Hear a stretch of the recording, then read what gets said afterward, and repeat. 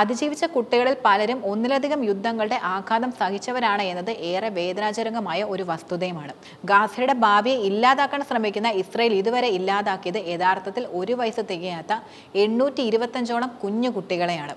ഇവയ്ക്ക് പുറമെ 1 വയസ്സുള്ള 895 കുട്ടികളും 2 മുതൽ 5 വയസ്സ് വരെ പ്രായമുള്ള പ്രീ സ്കൂൾ കുട്ടികളായിരിക്കാം മരിച്ച 3266 കുട്ടികളും, അതുപോലെ 6 മുതൽ 10 വയസ്സ് വരെ പ്രായമുള്ള 4032 പേരും, 11-നും 14-നും ഇടയിൽ പ്രായമുള്ള 3646 കുട്ടികളും എന്നിങ്ങനെയാണ് ഇല്ലാതായത്. അഭയം കണ്ടെത്തുവാനായി നടന്ന 15-നും 17-നും ഇടയിൽ പ്രായമുള്ള 2949 പേരും ഈ യുദ്ധത്തിൽ ഇല്ലാതാവുകയായിരുന്നു. മാർച്ച് 18-ന് ഗാസ മുനമ്പിലുടനീളം ഇസ്രായേൽ സൈന്യം നടത്തിയ ക്രൂരമായ ആക്രമണത്തിലും ഏകദേശം കുറഞ്ഞത് 183 കുട്ടികളെങ്കിലും ഇല്ലാതായിട്ടുണ്ടെന്നാണ് റിപ്പോർട്ടുകളിലെല്ലാം വെളിപ്പെടുത്തുന്നത്.